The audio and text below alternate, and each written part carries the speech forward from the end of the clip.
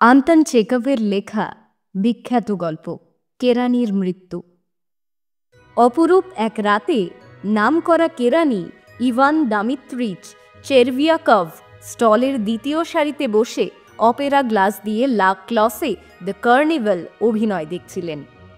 মঞ্চের দিকে তাকিয়ে থাকতে থাকতে তার মনে হচ্ছিল মরজগতে তার মতো সুখী বুঝি আর কেউ নেই। এমন সময় হঠাৎ হঠাৎ কথাটা বড় একঘেয়ে হয়ে পড়েছে। কিন্তু কি করা যায় বলুন, জীবনটা এতই বিস্ময়ে ভরা যে কথাটা ব্যবহার না করে লেখকদের গত্যন্তর নেই। সুতরাং হঠাৎ ওর মুখখানা উঠল কুঁকড়ে, চক্ষু শিব নেত্র, শ্বাস অবরুদ্ধ এবং অপেরা গ্লাস থেকে মুখ ফিরিয়ে সিটের ওপর ঝুঁকে পড়ে হ্যাচ্চো, অর্থাৎ হাঁচলেন। হাঁচার অধিকার অবশ্য সকলেরই আছে এবং যেখানে খুশি। কে না হাঁচে? চাষি হাঁচে, বড় দারোগা হাঁচে, এমনকি প্রিভি কাউন্সিলররাও মাঝে মাঝে হাঁচে। হাঁচে সবাই। কাজেই চেরভিয়াকভ একটুও অপ্রতিভ না হয়ে পকেট থেকে রুমাল বার করে নাক মুছলেন এবং সভ্য ভব্য মানুষের মতো আশেপাশে তাকিয়ে দেখলেন কারুর কোনো অসুবিধা হলো কিনা।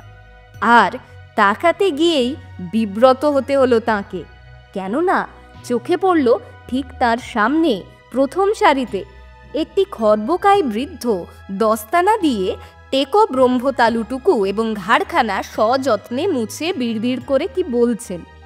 বৃদ্ধটিকে চেরভিয়াকভ চিনতে পারলেন। তিনি ছিলেন যানবাহন মন্ত্রী দপ্তরের বেসামরিক জেনারেল ব্রিজালভ। চেরভিয়াকভ ভাবলেন, সর্বনাশ, ওর মাথার উপরেই হেঁচে ফেলেছি তাহলে। উনি অবশ্যই আমার বড় সাহেব নন, তবু কাজটা খারাপ হয়ে গেল, ক্ষমা চেয়ে নেওয়া দরকার। একটু কেশে চেরভিয়াকভ সামনে ঝুঁকে জেনারেলের কানের কাছে মুখ নিয়ে গিয়ে ফিসফিসিয়ে বললেন, মাফ করবেন স্যার, হেঁচে ফেলেছি অনিচ্ছাই। ঠিক আছে ঠিক আছে। ভগবানের দোহাই, আপনি আমায় মাফ করুন। আমি ব্যাপারটা ঠিক ইচ্ছে করে ঘটেনি। কি জ্বালা, থামুন দিকি, শুনতে দিন। কিঞ্চিত হতভম্ব হয়ে চেরভিয়াকভ বোকার মতন হাসলেন। তারপর মঞ্চের দিকে চোখ ফিরিয়ে অভিনেতাদের দিকে তাকাতে লাগলেন। তাকালেন বটে, কিন্তু কিছুতেই আর মরজগতের সবচেয়ে সুখী মানুষটি বলে নিজেকে ভাবতে পারলেন না। অনুশোচনায় মরে যাচ্ছিলেন তিনি। ইন্টারভালের সময় হতে চলে এলেন ব্রিজালভের কাছে।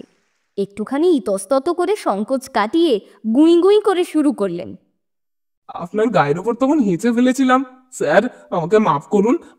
ব্যাপারটা আমি ঠিক ইচ্ছে করে করিনি। জেনারেল বললেন, ও তাই নাকি? আমি তো ভুলেই গিয়েছিলাম। কিন্তু আপনি কি এমনি জ্ঞান জ্ঞান করতেই থাকবেন? নিচের ঠোঁটটা অধৈর্যে বেঁকে উঠল তার। চেরভিয়াকভ কিন্তু জেনারেলের দিকে অবিশ্বাস ভরে তাকালেন। তার মনে হলো, উনি তো বলে দিলেন ব্যাপারটা ভুলে গিয়েছেন, কিন্তু কই, ওর চোখ মুখ দেখে তো ভালো ঠেকছে না। আসলে আমার সঙ্গে কথা কইতেই উনি নারাজ। হুম, ব্যাপারটা ওকে বুঝিয়ে বলতেই হবে যে ওটা আমি ইচ্ছে করে করিনি। এ হলো কি একটা প্রাকৃতিক নিয়ম। নইলে উনি হয়তো মনে করবেন আমি বুঝিবা ওর গায়ের ওপর থুতু ফেলতেই চাইছিলাম। এখন সে কথা যদি বা নাও ভাবেন, পরে যে ভাববেন না তার কি ঠিক আছে? বাড়ি ফিরে চেরভিয়াকভ তার অবশিষ্ট আচরণের কথা স্ত্রীর কাছে খুলে বললেন। মনে হলো স্ত্রী যেন বিশেষ গুরুত্ব দিলেন না। প্রথমে অবশ্য তার স্ত্রীও একটু ঘাবড়ে গিয়েছিলেন, কিন্তু যেই শুনলেন ব্রিজালভ ওদের অফিসের কর্তা নন, অমনি নিশ্চিন্ত হয়ে গেলেন। তবু পরামর্শ দিলেন, তা যাই হোক, ওর কাছে ক্ষমা চাওয়া উচিত, নইলে উনি হয়তো ভাববেন তুমি ভদ্রতাও জানো না। ঠিক বলেছ, ক্ষমা চাইতে তো গিয়েছিলাম, কিন্তু উনি ভারী অদ্ভুত ব্যবহার করলেন। যা বললেন তার মানেই হয় না। তাছাড়া তখন আলাপ করার মতো সময়ও ছিল না। পরদিন চেরভিয়াকভ অফিস যাওয়ার সময় নতুন ফ্রক কোটটি গায়ে চাপিয়ে চুল টুল ছেঁটে ব্রিজালভের কাছে গেলেন তার আচরণের কৈফিয়ত দাখিল করতে। জেনারেল বসবার ঘরখানা দরখাস্তকারীদের ভিড়ে ভরে উঠেছে। জেনারেল স্বয়ং হাজির থেকে দরখাস্ত গ্রহণ করছেন। জন কয়েকের সঙ্গে সাক্ষাৎকার শেষে জেনারেল চেরভিয়াকভের দিকে চোখ তুলে চাইলেন। কেরানিটি শুরু করলেন, বলছিলাম কি স্যার, বোধহয় মনে আছে কাল রাত্রে সেই যে ওই আর্কাডিয়া থিয়েটারে আমি মানে মানে হেঁচে ফেলেছিলাম, মানে হাঁচি এসে গিয়েছিল আর কি। দয়া করে কি ক্ষমা। জ্বালা! আচ্ছা, আহম্মকের পাল্লায় পড়েছি তো, বলে জেনারেল পরবর্তী লোকটিকে উদ্দেশ্য করে জিজ্ঞেস করলেন, হ্যাঁ, আপনার কি দরকার বলুন। চেরভিয়াকভের মুখ ফ্যাকাশে হয়ে গেল। ভাবলেন, আমার কথা উনি শুনতেই চান না, তার মানে উনি চটে গিয়েছেন নির্ঘাত। কিন্তু ওকে এরকম চটিয়ে রাখা তো ঠিক হবে না, ওকে বুঝিয়ে বলা দরকার। সর্বশেষ দরখাস্তকারীর সঙ্গে কথা শেষ করে জেনারেল যখন তার খাস কামরার দিকে পা বাড়িয়েছেন, অমনি চেরভিয়াকভ গিয়ে তার পিছু ধরলেন এবং বিড়বিড় করে বলতে লাগলেন, মাফ করবেন না, মানে এমন একটা আন্তরিক অনুশোচনা হচ্ছে যে আপনাকে আবার বিরক্ত না করে পারছি না। জেনারেল এমনভাবে চেরভিয়াকভের দিকে তাকালেন যেন বুঝি তিনি কেঁদেই ফেলবেন। হাত নেড়ে চেরভিয়াকভকে ভাগিয়ে দিয়ে বললেন, আমাকে নিয়ে তামাশা পেয়েছেন না? কেরানির মুখের সামনেই দরজা বন্ধ করে দিলেন।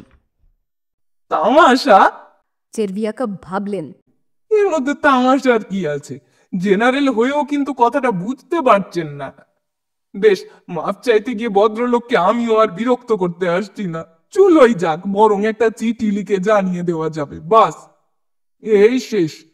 আর কখনো আসছি না ওর কাছে। বাড়ি যেতে যেতে চেরভিয়াকভের চিন্তা এই ধরনের একটা খাতে বইছিল। চিঠিখানা কিন্তু তার আর লেখা হয়ে উঠল না। ভেবে ভেবে কিছুতেই ঠাহর করতে পারলেন না কথাগুলো কি করে সাজাবেন। সুতরাং ব্যাপারটার ফয়সলা করে নেওয়ার জন্যে পরের দিন আবার তাকে যেতে হলো ওই জেনারেলের কাছেই। জেনারেল সব প্রশ্ন দৃষ্টিতে তাকাতেই চেরভিয়াকভ শুরু করলেন, গতকাল আপনাকে একটু বিরক্ত করতে হয়েছিল, কিন্তু তার মানে আপনি যা বলতে চাইছিলেন তা নয়। রসিকতা করার কোনো মতলবই আমার ছিল না। সেদিন হেঁচে ফেলে আপনার যে অসুবিধা ঘটিয়েছিলাম তার জন্য মাপ চাইতেই এসেছিলাম। আপনাকে নিয়ে রসিকতা করার কথা আমার মনেই হয়নি। তাই কখনো হয়? লোককে নিয়ে রসিকতা করার ইচ্ছে যদি একবার আমাদের পেয়ে বসে, তাহলে কোথায় থাকবে মান সম্মান? কোথায় থাকবে আমাদের ওপরওয়ালাদের প্রতি ভক্তি শ্রদ্ধা? রাগে বিবর্ণ হয়ে কাঁপতে কাঁপতে জেনারেল হুঙ্কার দিয়ে উঠলেন, নিকলো, আভি নিকলো। আজ্ঞে? পা ঠুকে জেনারেল ফের চেঁচিয়ে উঠলেন, আভি নিকলো। চেরভিয়াকভের মনে হলো বুঝি ওর শরীরের মধ্যে কি একটা যন্ত্র যেন বিকল হয়ে গেছে। কান ভোঁ ভোঁ করছে, চোখে দেখা যাচ্ছে না কিছুই। দরজা দিয়ে কোনো মতে পিছিয়ে এসে হোঁচট খেতে খেতে চেরভিয়াকভ হাঁটতে শুরু করলেন। আচ্ছন্নের মতো বাড়ি পৌঁছে অফিসের ফ্রক কোট সমেতই সোফার উপর শুয়ে পড়ে মরে গেলেন। এই ছিল আমাদের নতুন সেগমেন্ট, বিশ্ব গল্পের শ্রুতি সম্ভারের প্রথম গল্প। রাশিয়ান গল্পকার আন্তন চেকভের লেখা The Death of a Government Clerk গল্পের বঙ্গানুবাদ কেরানির মৃত্যু। গল্পটা কেমন লেগেছে আমাদের অতি অবশ্যই জানাবেন কমেন্টের মাধ্যমে। এখনও যদি সাবস্ক্রাইব না করে থাকেন তবে চ্যানেলটিকে ঝটফট সাবস্ক্রাইব করে ফেলুন নতুন নতুন গল্প শুনতে চাইলে। আজকের মতো এখানেই আমাদের নিবেদনের শুভ সমাপ্তি। পরবর্তী গল্প সবার আগে পেতে বেল আইকনটি ক্লিক করে রাখুন। অনেক ধন্যবাদ আমাদের সকল শ্রোতা বন্ধুদেরকে।